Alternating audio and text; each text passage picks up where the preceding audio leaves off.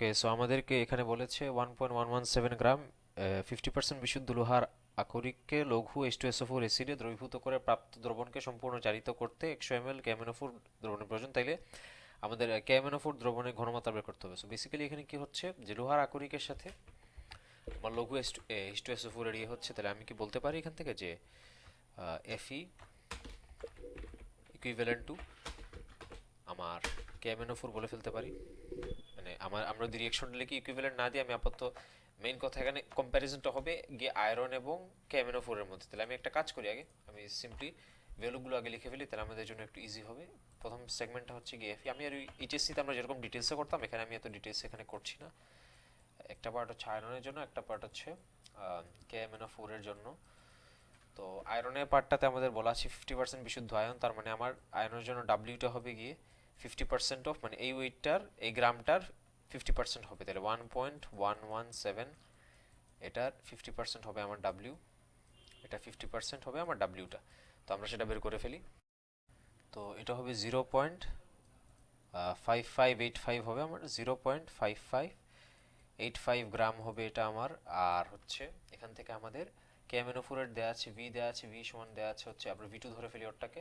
এটা হচ্ছে আমাদের 100 ml দেওয়া আছে, 100 ml কে আমি যদি 1000 দিয়ে ডিভাইড করি এটা হয়ে যাবে 0.1 লিটার। আর তো কিছু বলে নাই।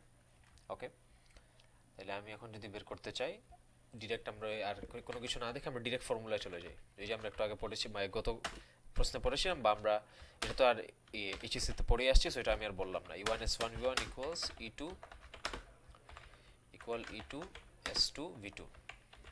তো আমাদেরকে S2 বের করতে হবে, আই মিন KMnO4 এর যে এই ঘনমাত্রা সেটা বের করতে হবে। তাহলে আমি ডিরেক্ট এখান থেকে লিখে ফেলতে পারি হচ্ছে S2 ইকুয়ালস, আমরা কি লিখতে পারি, আমার Fe এর আমার ইকুইভ্যালেন্ট নাম্বার তো হচ্ছে 1, তাহলে এখান থেকে আমি এটা 1 লিখব, টাইমস আমার S1 হচ্ছে গিয়ে, আমার এখান থেকে S1 হচ্ছে গিয়ে, আমরা এখান থেকে যেহেতু এস আর ভি জানি না, এই যে আমাদের এফ এর জন্য এস আর ভি দেওয়া নেই, তো আমরা একটা ফর্মুলা পড়েছি না 9-10 থেকে, তো আমরা পারি W equals S V M. তাহলে এখান থেকে আমি এই এস আর ভি এর জায়গায় ডাব্লিউ বাই এম দিয়ে রিপ্লেস করে ফেলতে পারি, ডাব্লিউ বাই এম দিয়ে রিপ্লেস করে ফেলতে পারি। তাহলে আমি এস আর ভি এর জায়গায় লিখে ফেলতে পারি ডাব্লিউ ডিভাইডেড বাই এম লিখে ফেলতে পারি।